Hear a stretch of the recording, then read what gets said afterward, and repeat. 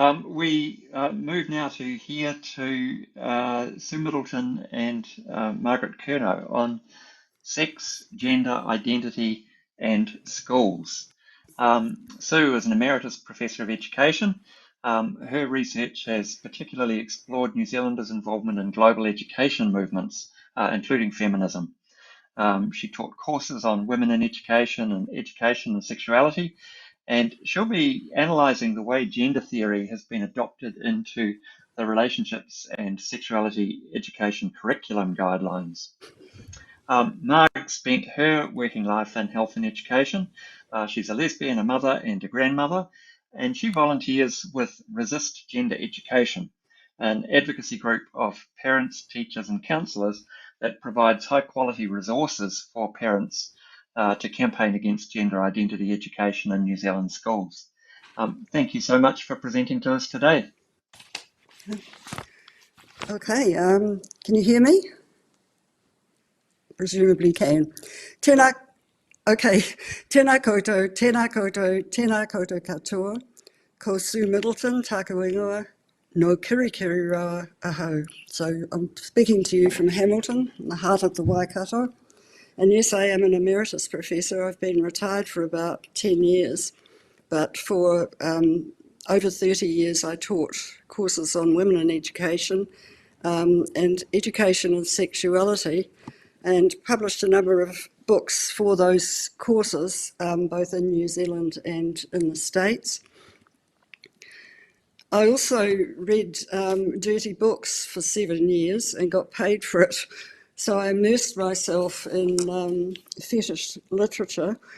I was the education person on a former statutory body. It had a very quaint name, the Indecent Publications Tribunal, but basically we had to assess printed materials and classify them according to age or ban them, which led me to an incredible concern about censorship and free speech. So I'm very liberal in terms of sexual issues, but I'm also very concerned about the current censorship of free speech in this particular area. Now, New Zealand law, I'm just looking, the Conversion Practices Prohibition Legislation Act, which a lot of us had concerns about, certain aspects of it, it aims to promote respectful and open discussions regarding sexuality and gender, which at the moment the capture of New Zealand of the discourse is not enabling us to have. The Education and Training Act of the revised version of 2020 has retained the clause defining universities and the role of university staff to be critic and conscience of society. So since retirement, I've been continuing to work in this area and have become very concerned about the current gender wars. So I have written a couple of articles, and I did have them on my opening slide. Sorry, one of them was in the New Zealand Journal of Education Studies, and there is an open access link to that on my slide presentation. The other was in a blog for the New Zealand Association for Research and Education. So a lot of the material that's in this paper will be covered in that. Now, I just want to start with the nature of curriculum. So I'm taking the notion of a curriculum as discourse. So a discourse is a theory that's embedded in an apparatus of power, and it forms the objects of which it speaks. That's Foucault's famous quote. And sociologist Basil Bernstein says that curriculum projects external identities. So what is meant by those two statements? Well, let's take some examples of the external identities that curriculum has projected over the years. So in the 19th century, particularly in the British monitorial schools, and I'm the descendant of people who went to those in the 19th century, they were the schools for the poor, and they basically indoctrinated children to know their place in the social class hierarchy. So that was the external identity of the obedient child. We have the developing, curious and decision-making child who learns through play and learns through doing, that's Piaget, or develops the knowledge and values of a democratic citizen, that's John Dewey. So that's the mid-20th century new education movement, which was very, very influential, in fact, in my childhood. Or the skilled, competitive, achieving individual of neoliberalism. And that's still, I think, hegemonic at the moment. One activist, Pine, who I have quoted, is a pro-trans activist. Language works not simply as descriptor, but as actor. And in this view, language creates something qualitatively new. Change the language, change the meaning. So they got me very interested in the language that is being used in sexuality education in Aotearoa. So what kinds of external identities does the language of the guidelines project, and how and by whom have these been produced? So the Ministry of Education's guidelines for relationships and sexuality education, they are guidelines, they're not actually a curriculum. They are suggestive, but they tend to be interpreted as if they are a curriculum. And there's a lot, let me say straight away, that I'm not dissing the whole document. I'm not dissing sexuality education in its broader sense. Sex education in the old sense was just the birds and the bees. That's what we got at school. The reproduction of the rabbit and the pollination of flowers, and then somehow we got the growth of the human fetus in the womb, but we were never actually told how the fetus got there in the first place. Sexuality education is much broader. It includes feelings and emotions and relationships. And most importantly, I think in terms of our current guidelines, context. So this is a quote, and the highlighting is mine. They're informed by an awareness of changing family structures, shifting social norms in relation to gender and sexuality, the rise of social media, and the increased use of digital communications and devices. It acknowledges the increased calls for social inclusion and for the prevention of bullying, violence, and child abuse. It recognises the importance of social and emotional learning for healthy relationships. So if we look more specifically, that the changing family structures, of course, teachers have children from gay or lesbian and or trans parents, siblings and other whānau, and of course there are gay, lesbian and trans teachers in the schools. New reproductive technologies have completely thrown traditional notions of human reproduction in the air, and so there'll be children in the schools who've been conceived by IVF, etc., sperm donor. Online exposure to porn, fetish, grooming and sexual propaganda, and that is a very big worry. And there is some good material on the Ministry TKI website on addressing these particular issues. Online bullying, sexting, for example, and students transitioning as a result of decisions made by parents and or clinicians. Now, my view there is that the school has absolutely no place in those decisions, but if parents and the kids, of course, and clinicians make the decision to transition a child, well then the school, of course, must support that child and that transition, but it's not the place of the school to get involved in counselling or advocating the transitioning of a child. And there's a lot of confusion amongst teachers, and this is just a little case study piece of research in the New Zealand Journal of Education Studies of showing in the small number of schools studied the confusion and to some extent nervousness of many teachers about approaching these issues. So what I've actually done, rather than looking at the whole document, and this is what my published paper's about, is I've looked at the back and there's a whole list of definitions in dictionary format. They're in alphabetical order, so I haven't dealt with them necessarily in order, and I'm only dealing with sex, gender, and gender identity related definitions. And these underpin several of the key learnings at suggested levels. For example, the guidelines suggest that to understand the relationship between gender identity and well-being might be considered as a key learning for children at level 1, which is around the age of 5. So gender, identity, well-being. Those are very advanced concepts. The terms defined in the glossary are suggested as objects of study, not only in health and physical education, because that's where sexuality education sits as an aspect of health and physical education, but also in science, technology, English, social sciences, maths, language and maths. And again, I can see cases where you could do some really interesting studies, for example, in the history of science and the ways in which, for example, children with intersex bodies have been undergone forced surgeries in infancy and the ethics around that. So there are ways in which you could deal with these across the curriculum. But it also makes it very difficult for parents, as Marg will talk about, to exercise the right to withdraw children from certain classes in sexuality education. Across the curriculum, teachers are encouraged to question gender stereotypes and assumptions about sexuality, including gender norms, so here we have gender binaries, gender stereotypes, and sex norms.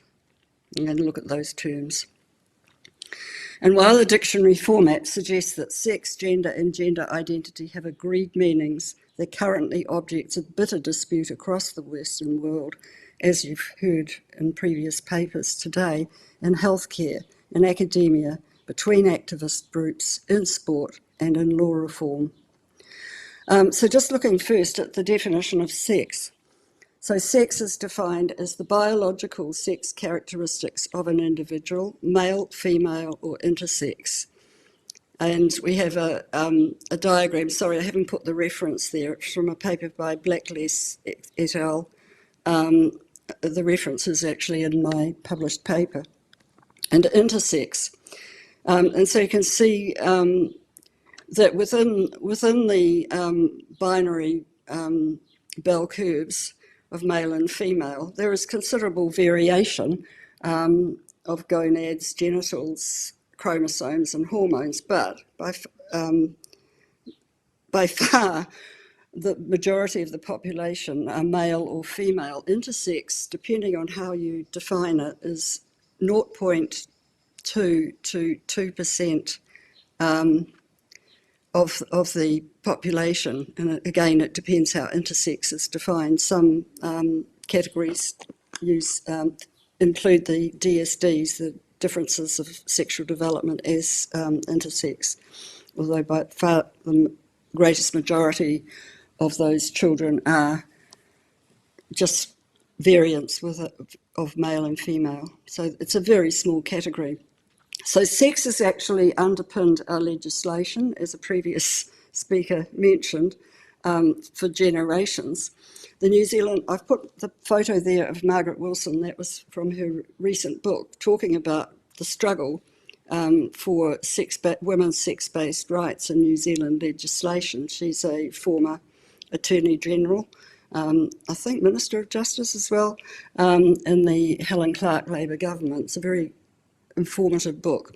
New Zealand Human Rights Act guarantees equal access to places, vehicles and facilities. However, Section 43 states that this shall not prevent the maintenance of separate facilities for each sex on the ground of public decency or public safety. So at the moment, that this law is still in place and we have the right to single-sex spaces. It allows the holding of courses or the provision of counselling restricted to persons of a particular sex, race, ethnic or national origin or sexual orientation where highly personal matters such as sexual matters or the prevention of violence are involved. So I can ask for a therapist of my own biological sex, and I can expect to have that right in my care as a woman. It also allows for the exclusion of persons of one sex from participation in any competitive sporting activity in which the strength, stamina or physique of competitors is relevant, and this issue's come up recently in this conference, but also recently in our media. And the definition of sex as biological underpins these rights. So as a feminist, I think I always figure I was born a feminist. I've always been a feminist. But this seems to me to be absolutely fundamental, that these rights are maintained. There's one of my school photos. The notion of gender is an individual identity related to a continuum of masculinities and femininities. A person's gender is not fixed or immutable. So here we have a definition of gender as a psychological quality of an individual. And the reason I put my school photo up there is that I did Latin and French. I was in one of the academic classes through a girls' school. The only time we ever heard the word gender was in Latin or French. We knew that French nouns all have a gender. La table, the table, is feminine, etc. Same with Latin, same with a lot of languages. So that's where the term gender originated. As children and adolescents, we were schooled on the basis of sex. We did not use the word gender at all. There were masculine girls and feminine boys, but the notion of gender identity was unthinkable. It was not in our vocabularies. So where did it come from? So I did a massive amount of reading, and I read a lot of material by transgender academics. I read across science, I read across law. It's utterly fascinating literature review. So in the 1950s, gender was imported from linguistics into psychology and medicine by John Money, and some of you will remember him as associated with getting Janet Frame locked up. He was a psychologist. He worked at Johns Hopkins University in the States on these, involved with surgeons assigning sex to infants with non-conforming bodies. So this is where a lot of the treatment of intersex children originated. Very brutal surgeries often, that the decision to make a child into a girl was sometimes made because it was surgically easier than to repair their male genitalia that may have been damaged. Money believed that psychological sex or gender role was learned in infancy, in the first 18 months of life. You could bring up a girl to be a boy if you grabbed them before that age. So it was all psychological, according to Money. The psychological concept of identity was developed by Erik Erikson and his team's longitudinal studies of the human life cycle. And developmental psychologists see identity formation as the key project of adolescence, but not of earlier childhood. And you'll all be familiar with the term identity crisis. The psychiatrist Robert Stoller, who coined the term gender identity in the late 1960s. And there's a lot more detail about this in my paper. And so until around the turn of the millennium, gender identity was not a familiar concept beyond these medical and clinical circles.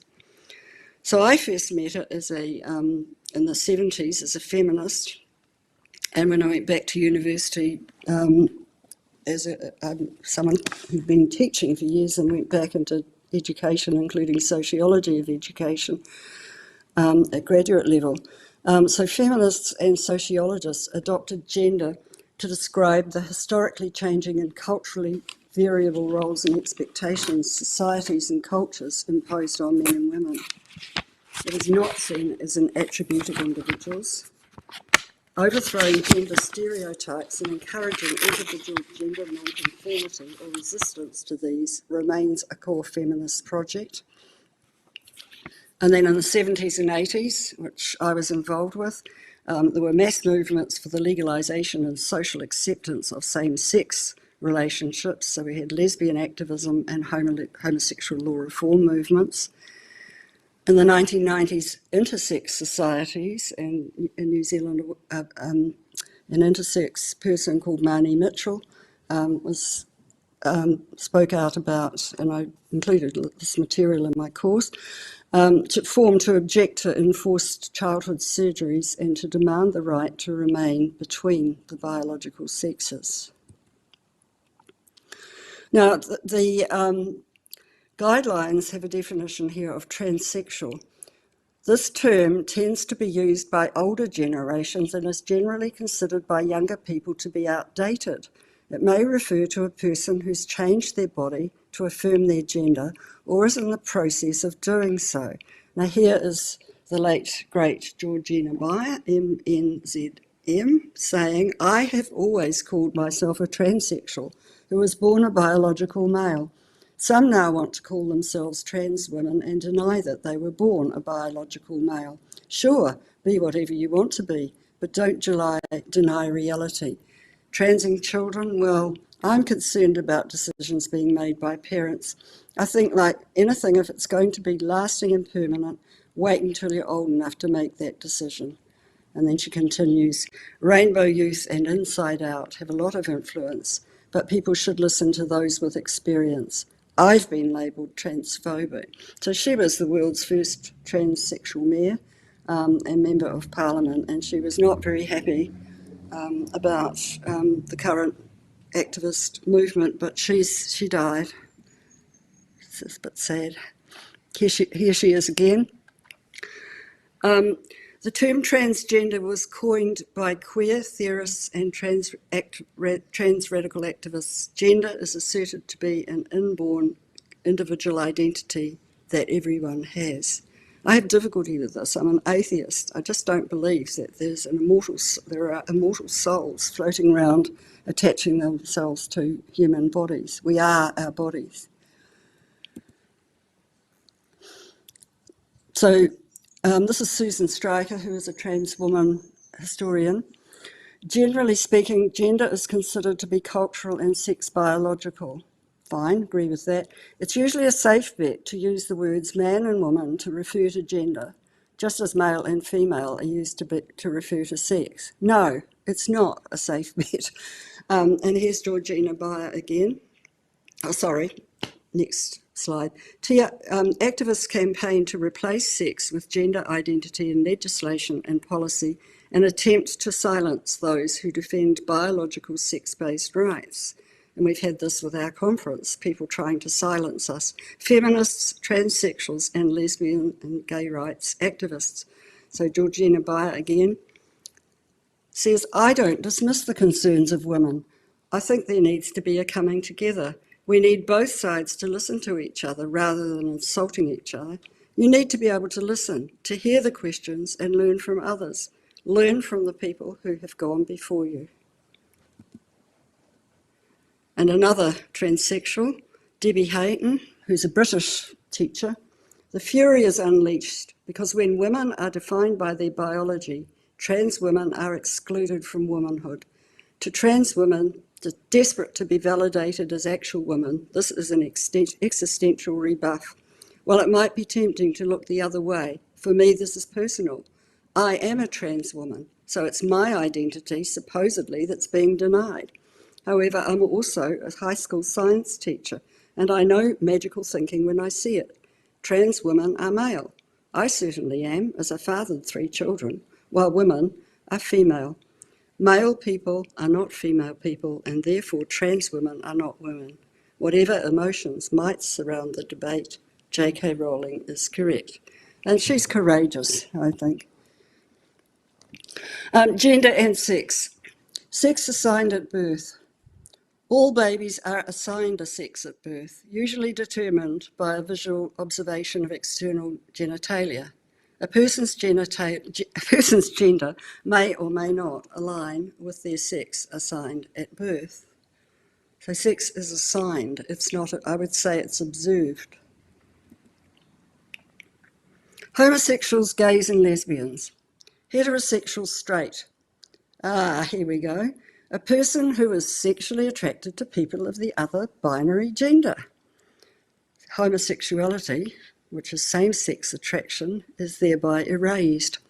Gay, a person who is emotionally and sexually attracted to the same gender. This is more widely used by men than women and can be both a personal and a community identity. So same gender, homosexuality is erased. Lesbian, a woman who is emotionally and sexually attracted to other women.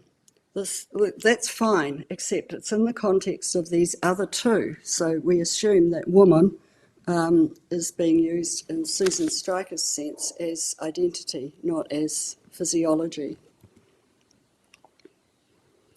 In Kirikiriroa, Hamilton, just across the road from me is the house where Richard O'Brien was brought up, and Richard O'Brien's famous for writing the Rocky Horror Show. In downtown Hamilton, we have a statue of him as Riff Raff, the sweet transvestite from Transylvania. Richard actually spoke out in The Guardian a couple of years back. A trans woman can't be a woman. You can be the idea of a woman. And I'll have to skip that. You'll have to look at it for yourself. But the definition of transgender, a wide variety of people whose gender is different from the sex they were assigned at birth. And there are a whole lot more definitions: gender binary, gender diverse, gender fluid, non-binary, queer, transitioning. The other speakers have really defined them. It's just that the guidelines give these as fact rather than as terms that are contentious and under dispute. Just to segue into Marg's presentation, this is a quote from Britain. The British government recently ruled that materials which suggest that non-conformity to gender stereotypes should be seen as synonymous with having a different gender identity should not be used, and you should not work with external agencies or organisations that produce such material. So that leads into the type of thing that Mark's going to talk about in terms of what is actually happening in the schools. Thank you. Thank you very much. So we'll hand straight over to Marg for your side of the presentation. Thank you, Dave. Okay, so I'm from Resist Gender Education, and we're a group who are opposed to the teaching of gender identity in our schools, or gender identity theory. We've been active for about 18 months as a group, but many of us have been involved in this work and in other groups for much longer than that. We're quite diverse: educators, parents, grandparents, rainbow community people, although many of us have great difficulty nowadays calling ourselves part of the rainbow community. Right. We have both retired and currently employed teachers in our group, but those still employed unfortunately have to remain anonymous, or they're putting their jobs and their professional futures at risk. Our motivation for working in this area is simple. We're concerned for our children, not just our biological children, but all our children. And we're concerned about the damage that's being done to them by what they're taught in our schools, which supports what's around them in wider society.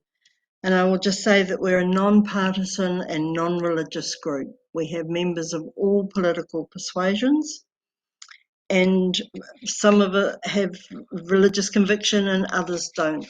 We have no external funding, unfortunately, unlike a lot of the trans advocacy groups who receive significant government funding. We're funded entirely by donations from supporters. So as David said, I'm a lesbian, a mother and a grandmother of three. All three attend New Zealand public schools. And I've got 26 nieces and nephews and great nieces and nephews and other members of my family who are lesbian, gay, and some identify as trans.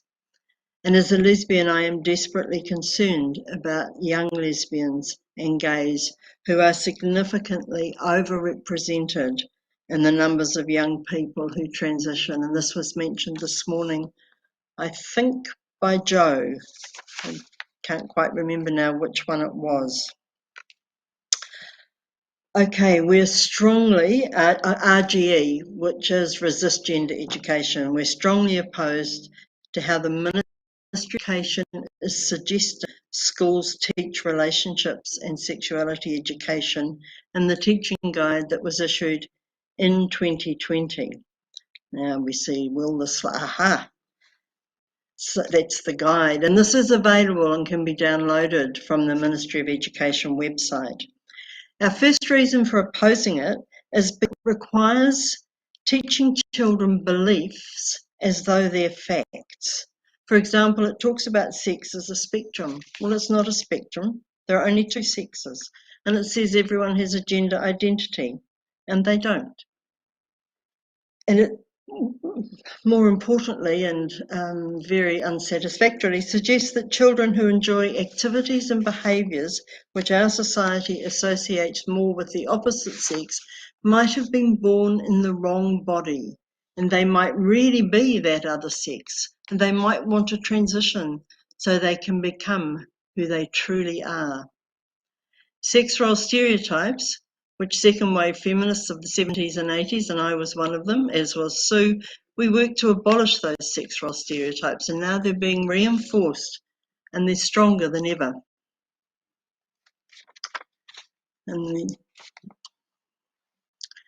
Our second reason for opposing the guide and using the guide changes the meaning of words, and just talking about that. But there are old words we've known for years, like man and woman, and those definitions are no longer based on biological sex. A woman is anyone who identifies as a woman rather than an adult human female, and as a lesbian, I'm supposed to be same gender attracted, and I assure you that I'm not. I'm same sex attracted. And our third reason for opposing the guide is that it shows absolutely no recognition of the controversy and the differing perspectives surrounding this whole area of gender ideology. And rather than recommending that schools seek assistance from organisations who are impartial and who can help present both sides of the issue, the guide recommends providers who don't in any way provide a balanced perspective when they're supporting teachers to implement the teaching of the relationships and sexuality part of the health and physical education curriculum. Inside Out, Family Planning, Gender Minorities Aotearoa are trans activist organisations. And we do not believe that it's appropriate to bring them into our schools to help teach our health and physical education curriculum.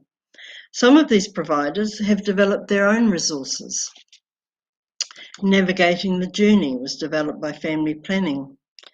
And they have also, these outside providers, developed other resources for schools. Inside Out received over $100,000 worth of funding from the Ministry of Education and have produced a number of resources for schools, all aimed in a general way at making schools more accepting of and safer for rainbow students. We could look at that and say, well, that's a laudable aim, what's your problem? But what these resources have in common is that they focus on gender identity as a given, and they treat rainbow students as a homogenous group, as though the needs and realities of gay and lesbian students are the same as those of trans students. In fact, it would be more accurate to say that lesbians and gays become invisible in these resources. For example, in the Ending Rainbow-Focused Bullying and Discrimination resource, which you can see there on the slide, the word lesbian appears 7 times. The word trans appears 63 times. And the same pattern is repeated in all Inside Out's resources. And Joe, I think it was, who talked about this earlier, that lesbians and gays are disappearing. Internalized homophobia is alive and well. Under the guise of teaching about relationships and sexuality then, this guide, which is produced in order to support teachers in delivering the curriculum introduces the concept of and teaches children about gender identity, which itself is not part of the curriculum, and it does it as though gender identity is a factual thing, which of course it isn't. I mean, clearly some people believe they have a gender identity, but this is a subjective belief rather than an objective reality. RGE agrees with what Sue said in terms of the support of sexuality education. We think children do deserve to learn about their bodies and about reproduction in an age-appropriate way. But what they don't need is to learn about beliefs and ideas presented as if they're factual and true. We wouldn't accept children being taught that God created the world in 6 days and rested on the 7th, or that the earth is flat. But we would accept them being told that some people believe this, and they have a right to believe it, even though most of us don't. And this is how we need to be teaching and talking in schools about gender ideology. It is a belief that some people hold, but most people don't. Schools are now the primary purveyors of gender identity beliefs or gender ideology to our young children. The subject has been introduced into our classrooms through the back door. And so we now have a situation where, as Sue explained, the discourse has formed the object of which it speaks. And for the first time in history, we have children growing up who are taught that sex is not real, that they were assigned a sex at birth, which may or may not be the right one for them, and that how they feel inside, feelings which are subjective, non-observable and non-verifiable, feelings which may come on suddenly and which may change over their lifetime, are more important than their material sexed body. And these children are growing up in a society where there's no space to talk publicly about these things. Despite the fact, as Sue said, that one of the aims of the conversion practices prohibition legislation is to promote open discussion of sexuality. Our children are growing up in a society where people who try to talk openly are vilified and labelled as hateful and transphobic. And of course, you know what happened to our registration platform. We had to change it because Eventbrite were bombarded with messages that described this webinar as hateful and transphobic. And I was thinking as I was listening to the speakers this morning, how good it would be if we could actually talk to people who hold a different position than we do on these issues. And I'd love to hear their response to the things that have been said and to engage in open dialogue about this. Wouldn't that just be wonderful? But the social context that our children are growing up in and which will shape and influence them is one of absolute silence. A parent said to me a little while ago about her child who was looking at starting to take cross-sex hormones. She said, I have no choice. I celebrate or I will be cancelled and excluded from her life. That's how it is. So the idea that children have a gender identity and that changing their sex is a relatively straightforward process is being firmly cemented in their minds in schools which are using the Ministry of Education guidelines. And girls and boys who are gender non-conforming, around 8% grow up lesbian on a path to know what's involved in. Essentially, they've been told they need to be fixed if they want to live as their authentic selves. So the guideline that we're talking about that the ministry publishes is just one of many. They're published in all curriculum areas. And in that sense, it's no different from any of the others. And of course, it carries a lot of weight at schools because this is the ministry's official advice on how to teach this topic. Unfortunately, however, this one, Relationships and Sexuality Guide, is a highly politicised document, and it's pushing an agenda that has absolutely no evidential base. Gender identity is not just accepted, it's actively promoted as truth.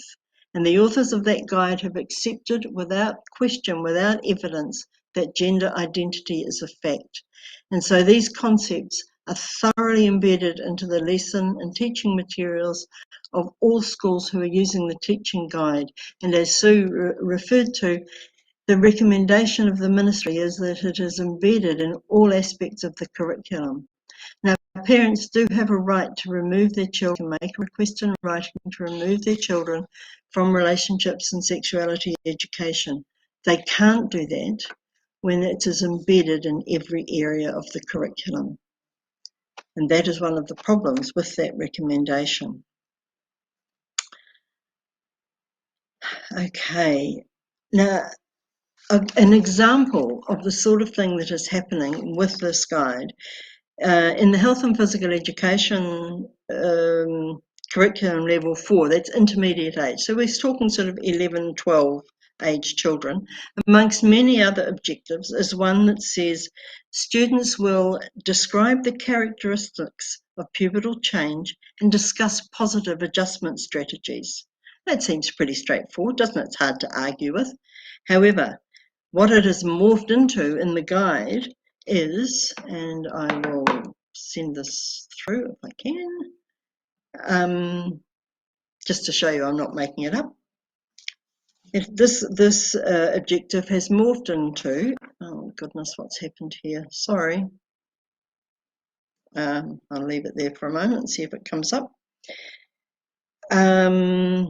Students will know about pubertal change, including hormonal changes, menstruation, body development, there it is, and the development of gender identities. So this is part of physical changes, physical development of your gender identity, and they'll learn about pubertal changes relating to social norms around gender and sexuality. Well, there are many schools where staff do not want to teach about gender identity and gender ideology, but are told they must. And there are other schools which are eager for community support to validate their decision not to teach it. Some schools mistakenly think that they have no choice and they must follow the ministry guidelines. They do have a choice. They don't have to follow the guidelines. They have to teach to the curriculum, but they can do that in any way that they want to. We don't believe that schools have any business supporting students to initiate social or medical transition, and we certainly don't have any right to support students in a path of social transition and keep that a secret from their parents. And we don't believe that schools should be providing guidance on or introducing students to the idea of puberty blockers or chest binders or cross-sex hormones.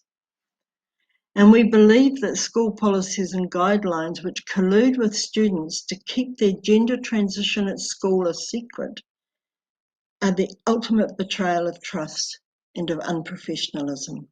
Social transition is not a harmless process. It's a clinical intervention in a child's life, and it should only be undertaken under the authorisation and support and supervision of a professional.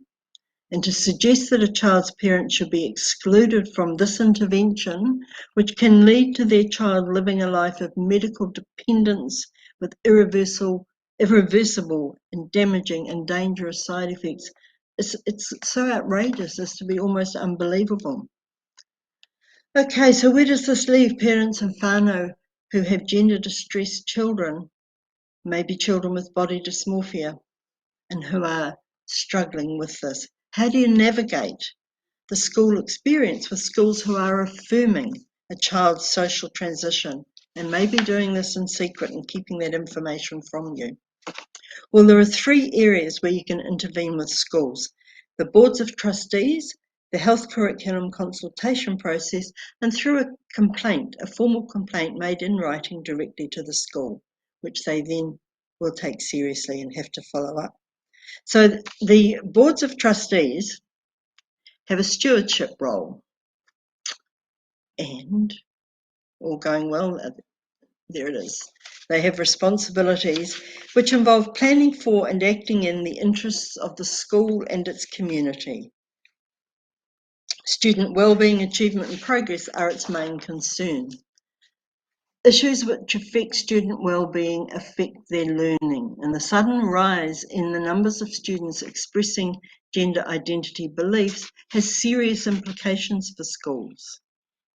The desires of some students should not be met at the expense of other students. School policies and practices need to be respectful of the whole school community, and facilities need to meet the needs of all students. And this is the balancing of rights, and I think it was Alistair who talked about that earlier on today. The second key area where parents can intervene is in the health consultation process. This is a legal requirement that it happens every 2 years with a community. It needs to be meaningful, there needs to be enough information, enough time to do it, and you need to be able to reach everyone. And it's critical, if you want to be involved, that you find out from your school when they're having this consultation process and participate in it.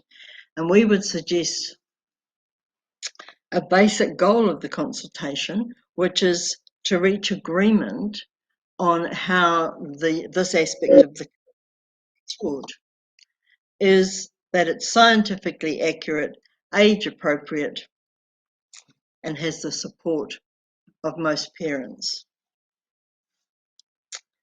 There's a number of things here, but I am running out of time, and so I'm going to skip through to the third way where you can intervene with the school, and that's by making a formal complaint in writing, being really clear about what has happened in a classroom, in a library, on a sports field that you're not happy with, and schools will follow that up. So in a brief conclusion, we believe that the Ministry of Education needs to withdraw this curriculum. It needs to be relooked at, and we need one that's scientifically accurate and age appropriate. And we believe that they need to stop recommending organisations like Inside Out to schools as providers of health and sexuality education. This needs to be done by impartial people if schools need outside assistance. Just very briefly to finish off, you can make a difference if you join together as parents, and if you become informed and you work with your school, and we're here to help in any way that we can. Now, I'm just going to skip through these slides so I can get to the ones that I want at the end. We have a lot of information on our website, including alternative lesson plans, so that instead of needing to use the guide from the Ministry of Education, we have lesson plans you can use that do not introduce concepts of gender identity and gender ideology. We have resources like business cards and sex cannot change cards. And it's a very active website. It's being changed all the time. You can sign up for our newsletter. We are here to help, and you can email us through the website at any stage. Okay, thank you very much. Thank you, Mark. And now our techie people have been trying to work it so that we can have questions for both of you. It looks like we might be on track for that. Okay. I'll start, Mark, with you. Any advice for principals who can feel as if they're caught between a rock and a hard place and having to manage the different interests that might come at them from, for example, Board of Trustees or parents groups or advocacy groups? It can be really difficult. The key area here is the community of the school, and to have that consultation with the school. But also there's other schools, schools are in, I think they're called hubs, or they used to be called hubs. So the schools in an area will link up together and they have those principals meetings, so they can get support from other principals. They can have the community consultation, they can have meetings and talk with the community about it. But there's research, there's now 2 different researchers that have come out very consistently showing that most people do not support these concepts and don't think they should be taught in schools, so they can use some of that information as well.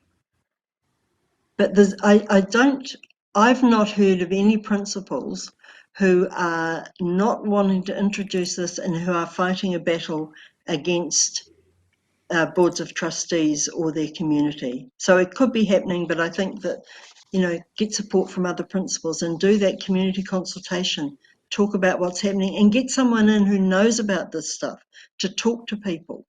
Because most people, as others have alluded to, want to be kind and compassionate, and they think if you don't do what these children need, they're going to kill themselves. And it's so not true. Yeah. And now a question for Sue.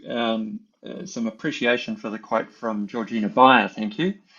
And both of you have touched on this, the extent to which gender identity is functioning as a quasi-religious belief, where if you question it, you're actually a heretic who may be beyond the pale. And I wonder, Sue, if you'd like to expand on that.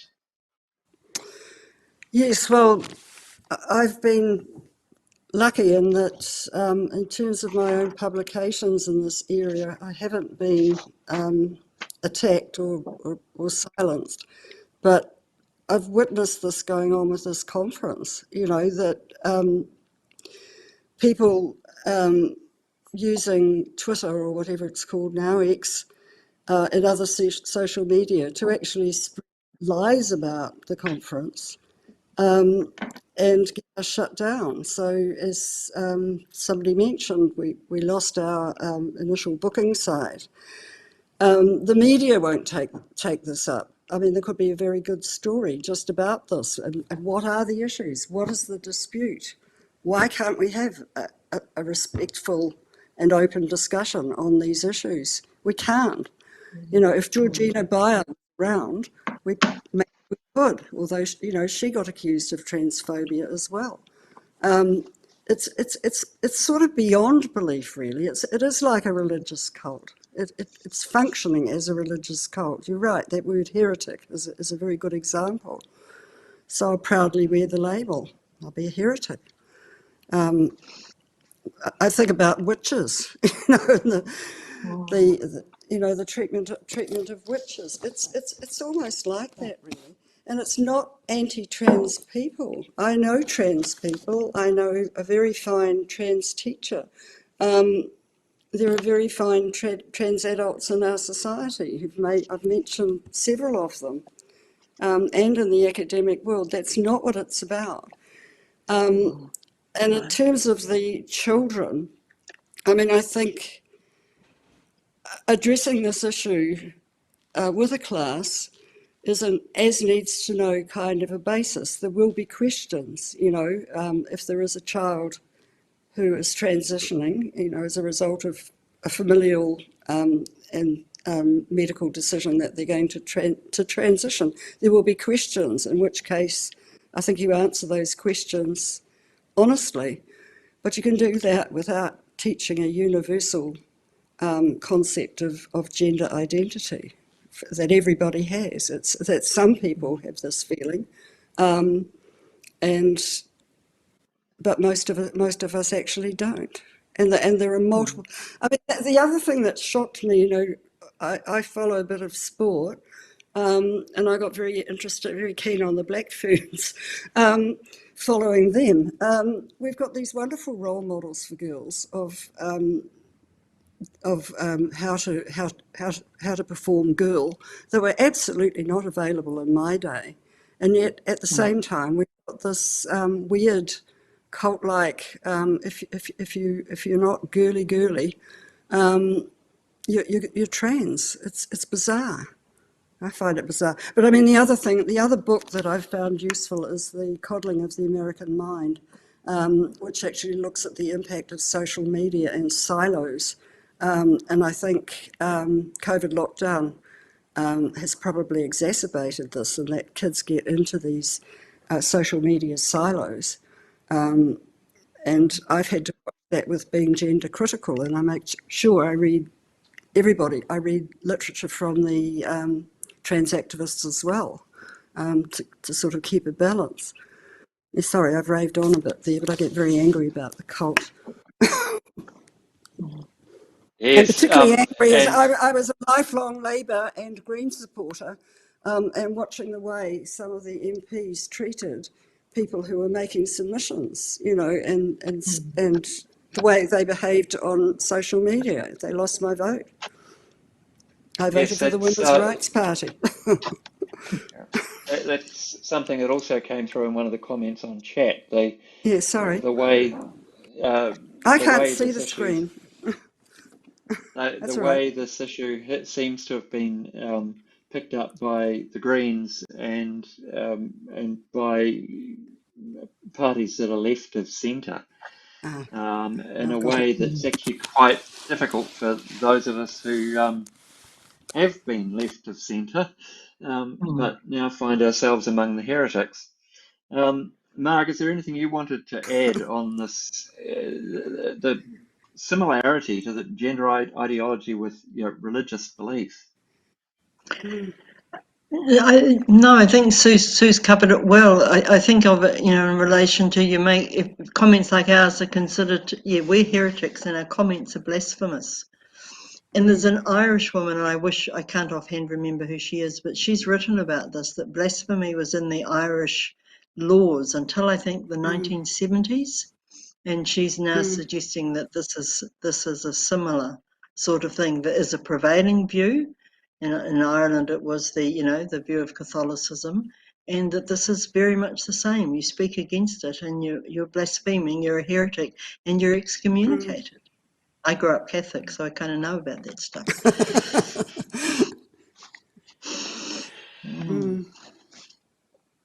And I'm just seeing what else has come through on the questions. A lot of appreciation for your informative presentations. Thank you.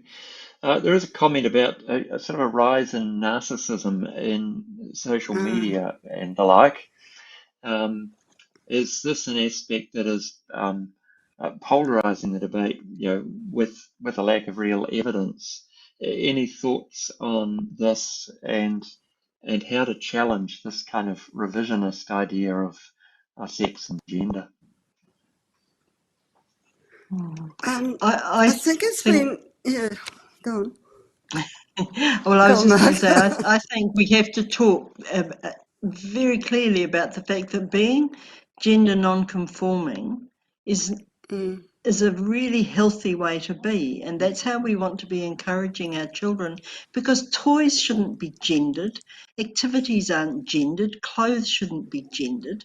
We are who we are, we have a biological sex, and do what you enjoy. And we've got to get back to what we were working towards in the 70s and 80s. Yes. You might want to add something, Sue. Yeah, no, I agree with you. And being a butch lesbian is absolutely fine, and being a Yes, feminine male is absolutely fine.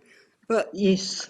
and I think the internalised homophobia has come through really strongly as well. I don't know if haven't quite answered the question. I don't think.